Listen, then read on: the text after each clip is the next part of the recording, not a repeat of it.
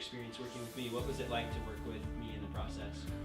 Well, Zach was from the very outset. He was very honest about everything, what he could do, what experience he had, what he was going to do for me. So that was really important.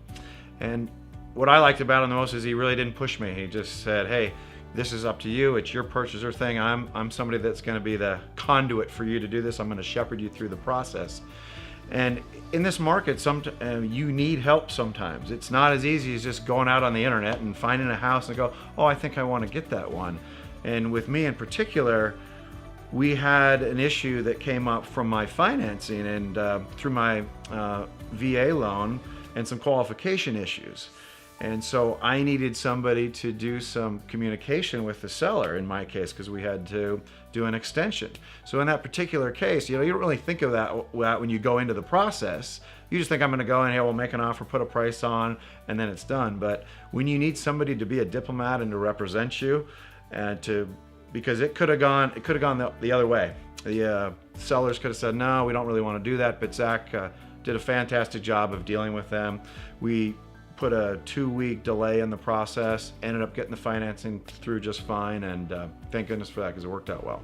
What was the communication like between you and me throughout the process, and how did that work for you?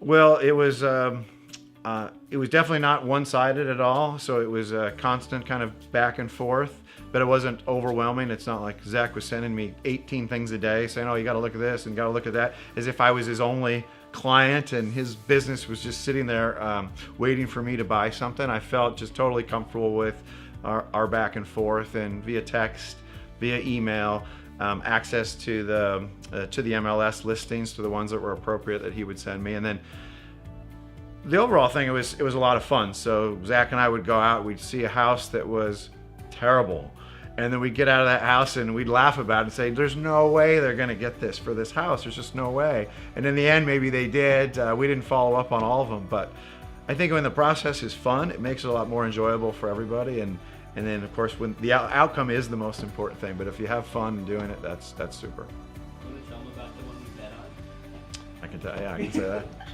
that. So we had there was one that was so bad that when we walked into it, I said, "There's no way that this is going to sell at the price that it is." And most of these houses are selling for at least asking price. And I said, "There's no way. These guys are nuts. It's not going to sell for this." And I bet Zach a beer, and he ended up losing. I ended up winning that beer, and Zach did pay it off just as he did. So he follows through on that sort of thing, because that house did not sell for what they were asking for.